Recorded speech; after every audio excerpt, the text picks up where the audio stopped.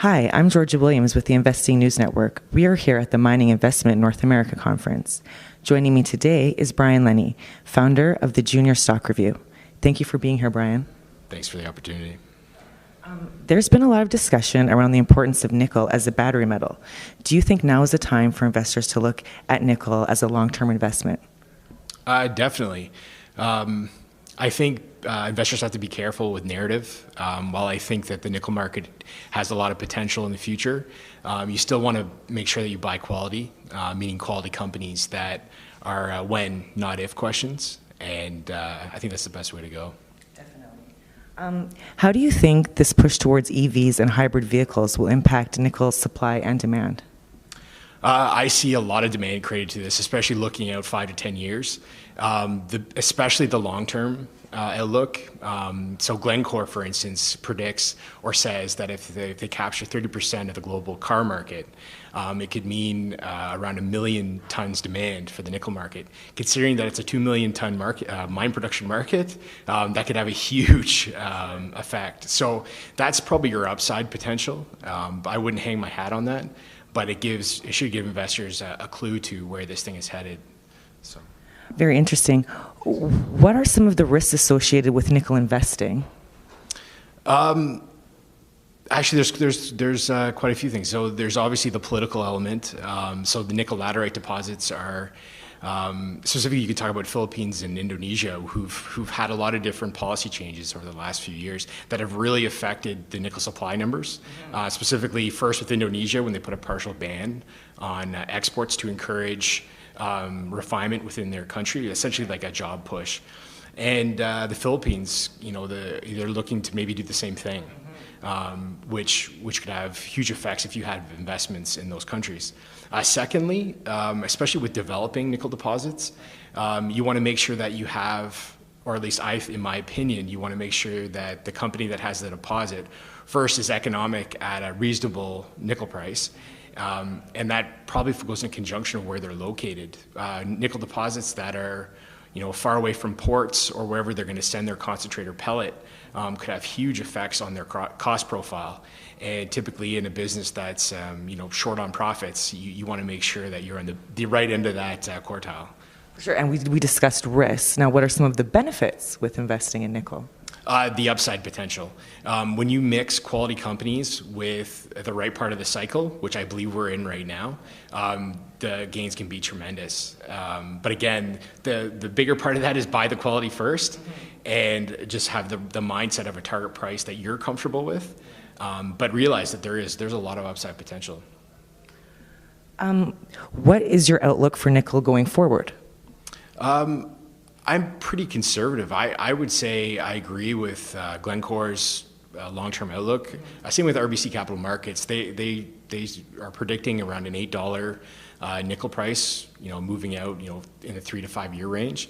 And I think that's probably a good outlook. And I think if the project that you're looking at or the company you're looking at isn't profitable at below $8, you should be looking somewhere else. True. At the Big Data conference earlier this week, big data disrupting gold mining was the topic. Do you think investors should be wary about how technology will impact the mining space? I don't know necessarily worried. Again, I think this goes back to these qualitative narrative topics. Even though there is probably some quantitative element to it, if you're investing in, let's say, the gold industry, and you focus on companies that have good deposits in, let's say, reasonably good jurisdictions and good economics, the other stuff that happens around it is I don't think as important.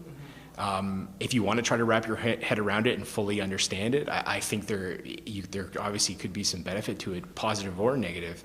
But for me, I concentrate more on the arithmetic surrounding the value of the company and the difference between what it's selling at. And as long as I concentrate on that, I feel more comfortable about the future. What are some of the risks associated with gold investing today? Again, jurisdiction is a big part of it. Where you're buying these deposits. So I'll give you a for instance. So Ecuador is a country that is got a lot of negative connotations with it, specifically to mining. And I think just like a metal price in a commodity cycle, jurisdictions kind of flow through the same types of ups and downs. And Ecuador, for instance, with the Fruta del Norte debacle from 2014 and the subsequent selling to Lundin Mining, I think that marked a bottom, and it's on its way up. And so there's a lot of risk associated with Ecuador, and rightfully so. But I think it's on the right trajectory forward. But you have to be cognizant of it. These things can change at any time. Other risks, depending again on how you choose your company, could be the gold price. If you find yourself in that position, again, it goes back to quality. You want to make sure that you're buying companies that are either exploring for the gold or have projects that are economic, I would say, at the current price, around $1,300. So. At today's Mining Investment Conference, you will be discussing socioeconomic trends in the commodity market. Can you give us a brief overview of how these trends are influencing the commodities forecast? That's actually changed. So Tash, I'm actually doing my presentation on nickel. Okay. And yeah, so but we can kind of touch on it. Fabulous. So it's kind of what we talked about previously. I think there's a real opportunity in nickel. The EV, let's start on the supply side. There's some big things happening on the supply side, such as underinvestment in the nickel sulfides. And the reason why that's important is on the demand side, and that's primarily driven by EV or electric vehicle demand into the future. The nickel sulfides are primarily what are used to be refined into the class 1 nickel, which is the key for the battery market. Now, the laterites can be used too, but the cost profile is that much bigger, so typically they're not concentrated on. So the issue becomes, where do these nickel sulfide mines come from? They take 5 to 10 years to develop, sometimes if you're lucky, and what we're seeing right now is a real divergence between what's there and producing and what needs to be there for the projected demand. And again, I'm repeating myself, but again, you want to buy companies that have quality deposits run by quality people, and it's just a matter of when your investment pays you off, not if. So, are Canadian nickel companies a good investment at this time? There's one company in particular that I really like. It's FPX Nickel. They have the Dakar district in central BC. It's run by CEO Martin Turin. Again, one of the best in the business, trustworthy, smart, hardworking, traits of a CEO that's going to be successful in any business. Right.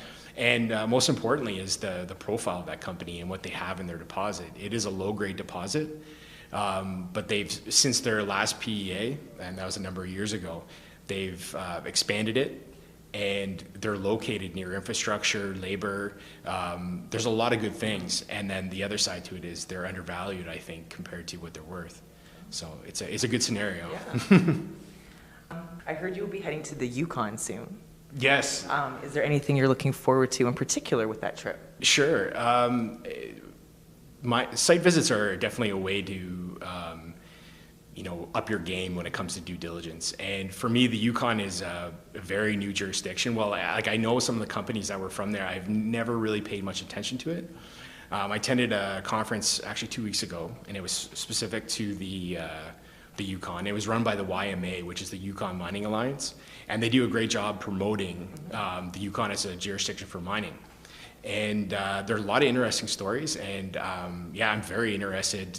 You got Klondike Gold, Rock Haven, Attack, some really interesting stories that I'm interested in seeing. So I'm looking forward to it. So it's almost like a new gold rush for the Yukon. Yeah, it could be. It could be. It could be. Very exciting. Thank you, Brian. I'm Georgia Williams reporting from Toronto at the Mining Investment North America Conference.